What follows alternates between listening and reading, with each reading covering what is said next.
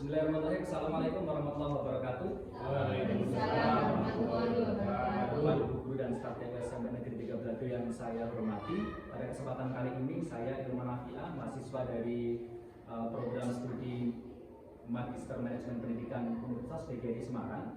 Pada kali ini saya akan melakukan diseminasi terkait dengan RTL hasil dari karya tulis ilmiah yang saya ambil dari hasil penelitian tesis yang sudah saya lakukan. Bapak Ibu sekalian, judul tesis yang saya ambil adalah pengaruh kepemimpinan instruksional kepala sekolah, motivasi kerja, dan teacher well-being terhadap profesionalitas guru.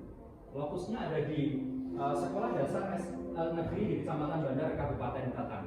Kemudian dari judul tesis ini, karena ada beberapa template yang harus terpenuhi pada artikel, maka artikel yang saya buat ini ada di Sinta 2. Sinta 2 itu wajib pakai bahasa Inggris. Jadi the influence of instructional leadership, artinya pengaruh dari instruksional kepala sekolah, work motivation atau motivasi kerja, dan teacher well-being atau teacher well-being on teacher professionalism in public elementary school. Nah, kemudian lokusnya di sini pada judul artikel tidak saya ambil karena itu masuk di dalam pendahuluan. Karena itu template itu antara jurnal satu dan jurnal yang lain itu berbeda-beda. Kemudian Bapak Ibu sekalian, pada tesis yang saya susun ada 4 permasalahan. Yang pertama, adakah pengaruh kepemimpinan instruksional kepala sekolah terhadap profesionalitas guru? Kemudian yang kedua, adakah pengaruh motivasi kerja terhadap profesionalitas guru? Kemudian yang ketiga, adakah pengaruh teacher well-being? Kalau dalam bahasa Indonesia itu kesejahteraan guru. Cuman kalau di peneliti-peneliti Indonesia, kesejahteraan guru itu dalam tanda kutip pasti yang dicari adalah sebuah penghasilan. Kenapa yang saya ambil adalah teacher well-being? Karena di situ ada 4 dimensi, tidak hanya penghasilan di situ. Jadi kajiannya lebih luas dan ini merupakan sebuah kajian baru yang masih populer di Indonesia. Kemudian yang keempat adalah bagaimana pengaruh secara simultan antara yang pertama adalah kepemimpinan instruksional, kemudian motivasi kerja guru, dan yang ketiga adalah teacher well-being terhadap profesionalitas guru. Ini diuji secara simultan atau berbarengan. Kemudian metode yang saya gunakan adalah kuantitatif dengan teknik pengumpulan data menggunakan kuesioner. Nah, Bapak Ibu sekalian, populasi yang saya gunakan ini biasanya kan kalau ada yang pakai proportional random sampling, tapi saya menggunakan full sampling. Kenapa? Karena jumlahnya hanya 116 orang. Jadi seluruh guru di SD negeri yang mengajar di wilayah Kecamatan Bandar, khususnya di Gajah Mada, Gugus Gajah Mada dan Gugus Diponegoro, ini saya gunakan semua full sampling atau total sampling. Jadi tidak ada lagi diambil 100, diambil 90, tidak, tapi saya menggunakan total sampling. Kenapa? Alasan diambilnya total sampling adalah menjawab bagaimana gambaran secara utuh. Oh, semuanya diikutkan, berarti gambarannya utuh. Kemudian analisis datanya, analisis pertama jelas untuk butir kuesioner akan diuji dengan Kolmogorov-Smirnov, yaitu dengan uji validitas dan reliabilitas. Ada beberapa poin setelah diuji ternyata tidak valid, ada 4. Setelah kita uji kedua semuanya valid dan reliable, jadi kita teskan. Kemudian setelah itu kita analisis datanya pakai uji prasyarat. Nah, setelah didapatkan datanya adalah normal, pakai uji normalitas. Yang kedua pakai heteroskedastisitas. Kenapa heteroskedastisitas? Karena yang kita uji nanti pakai regresi, agar setiap variabelnya tidak ada keterkaitan atau tidak terjadi heteroskedastisitas. Kemudian karena ujinya normal, maka yang kita gunakan adalah statistik non parametrik. Yang kita gunakan apa? Yang pertama adalah uji regresi linier untuk mengetahui atau menjawab permasalahan yang pertama sampai yang ketiga. Kemudian ada regresi ganda, ini untuk menjawab bagaimana hubungan simultannya, untuk menjawab pertanyaan yang keempat. Dan yang terakhir, untuk mendukung bagaimana pengaruhnya, maka digunakan determinasi atau uji determinasi, atau nanti kita dapatkan yang namanya koefisien determinasi. Setelah kita dapatkan determinasinya, maka mana variabel yang berpengaruh terhadap profesionalitas guru itu diuji dengan SE dan SR atau sumbangan efektif dan sumbangan relatif.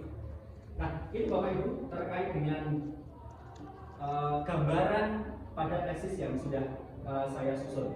Adapun hasilnya yang pertama adalah terdapat pengaruh yang signifikan dan positif ya dari kepemimpinan institusional kepala sekolah terhadap produktivitas guru dengan besar sumbangan 43,0%.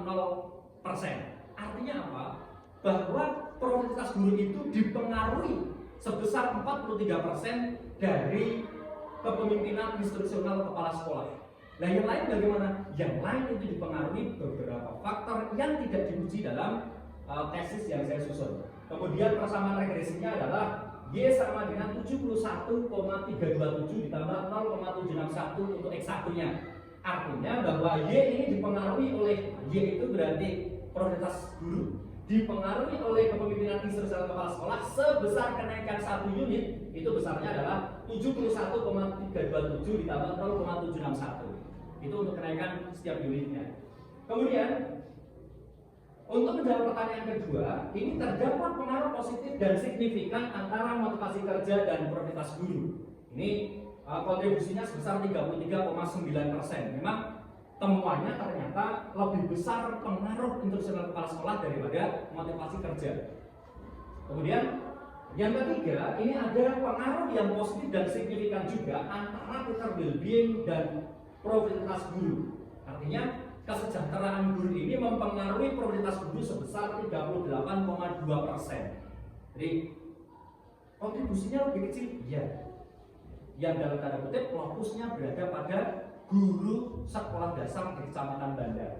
Nah, secara simultan ternyata kontribusi antara kepemimpinan institusional kepala sekolah, motivasi kerja guru, dan teacher well-being ini berpengaruh positif secara signifikan dengan kontribusi sebesar 53,9%. Nah, itulah Bapak Ibu terkait dengan hasil dari penelitian yang sudah saya lakukan.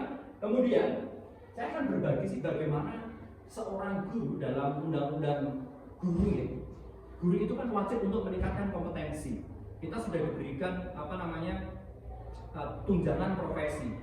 Sekian persennya harus kita gunakan untuk pengembangan kompetensi berkelanjutan. Nah, salah satunya adalah bagaimana kita menulis sebuah karya tulis. Temuan-temuan di lapangannya seperti apa. Nah, ini saya akan berbagi bagaimana saya bisa masuk ke Sinta 2. Bapak Ibu memang tidak cepat ya. Sinta 2 itu saya tempuh selama hampir 3 bulan dengan berbagai prosesnya. Nah, prosesnya seperti ini. Yang pertama adalah bagaimana bukti artikel ini dikirim dari jurnal. Ini artikelnya. Jadi terakhir setelah ada revisi, review dan lain sebagainya, ada editing grammar.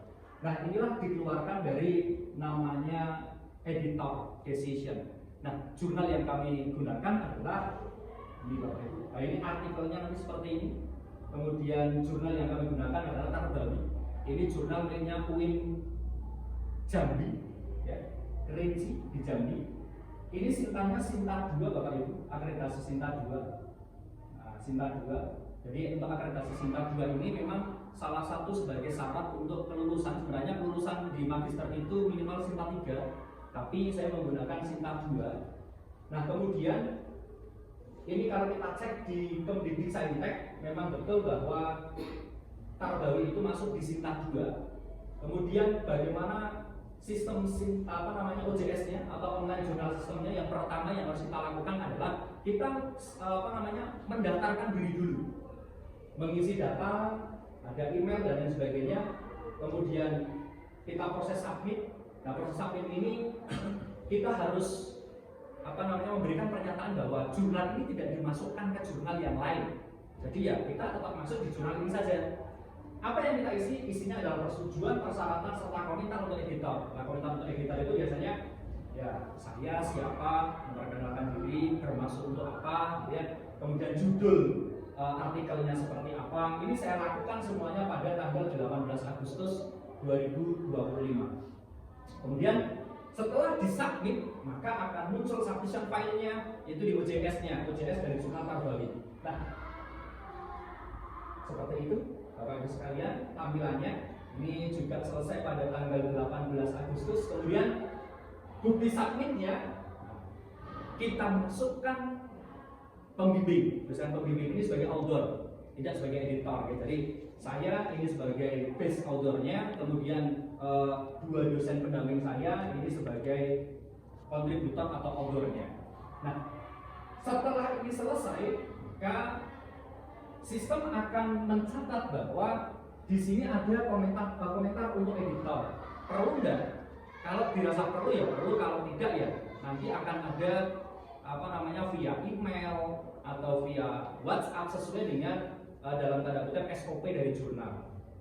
Kemudian Bapak Ibu sekalian, setelah disubmit, ini waktunya panjang Bapak Ibu, ada revisi dari reviewer. Nah, reviewernya ada dua. Di sini ada tulisan editor decision-nya bahwa di situ perlu perbaikan. Nah, perbaikannya ada dua review. Ini banyak memang reviewnya, ada grammarnya, ada sumbernya, ada pembahasan pada pembahasannya, ada hasil dan pembahasannya kurang sinkron, itu ada beberapa yang diperbaiki. Nah, kemudian inilah bukti dari reviewnya, review dari reviewernya, ada keterangannya. Nah, Bapak Ibu, saya memang bahasa Inggrisnya kurang, saya akui kurang. Apa yang saya lakukan adalah menggunakan Grammarly. Ini aplikasi berbasis AI yang gratis.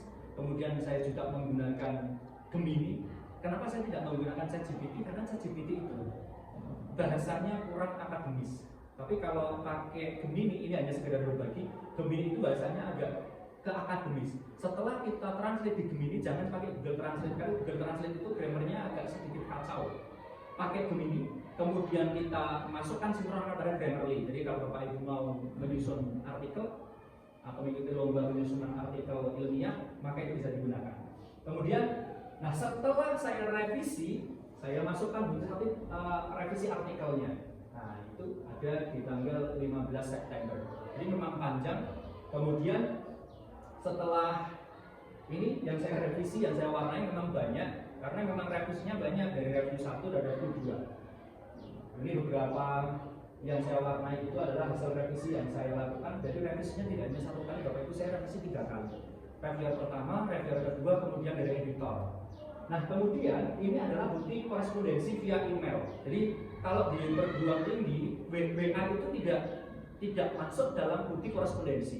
Walaupun itu digunakan oleh beberapa jurnal, tapi itu tidak bisa digunakan untuk bukti. Yang bisa digunakan untuk bukti adalah yang pertama OJS pasti, kemudian yang kedua adalah email. Nah, ini beberapa korespondensi via email. Nah, biayanya berapa sih? Biaya standar untuk Sinta 2 itu 1.500.000 kalau itu kita kerjakan sendiri.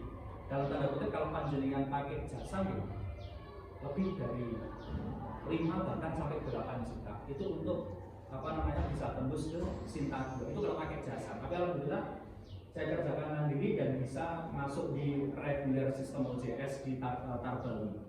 Nah, besarnya adalah 1.500.000. 1.500.000 itu kelihatannya banyak, tapi kalau kita bandingkan dengan persentase yang wajib kita keluarkan untuk pengembangan kompetensi berkelanjutan itu tidak besar, karena kita menerimanya sampai pensiun. Itu bahasa dari Gris kemarin. Kemudian untuk bukti setelah diceknya, nah Bapak Ibu sekalian, ini Turnitin yang seperti sama kita S1. Kalau Turnitin Sinta 2 itu maksimal 25%. Saya di sini Turnitinnya 22%, padahal target saya adalah di bawah 15%. Tapi karena Sinta 2 itu menghendaki 25%, ya sudah. Nah, Bapak Ibu, saya tidak hanya masuk di jurnal ini karena saya pernah tertolak, maka prosesnya panjang. Saya tertolak di jurnal namanya Nedomohak. Itu Turnitin saya di angka 17%, tapi ternyata jurnalnya ditolak. Kenapa ditolak? Ya itu adalah keputusan dari jurnal. Jurnal itu Bapak Ibu semakin menolak, maka akreditasinya semakin baik. Biasanya hanya 35% jurnal yang diterima, itu pun berdasarkan kuota. Apakah kuotanya adalah kuantitatif berapa persen, kualitatif berapa persen, kemudian blended berapa persen. Itu biasanya seperti itu. Dan pinter-pinternya kita mengatur lobby, gitu ya. Kemudian Bapak Ibu sekalian, inilah yang bisa saya sampaikan. Setelah itu LOA-nya terbit, bahwa itu LOA itu Letter of Agreement. Jadi terbit itu pada bulan Oktober. Jadi prosesnya dari Agustus sampai dengan Oktober.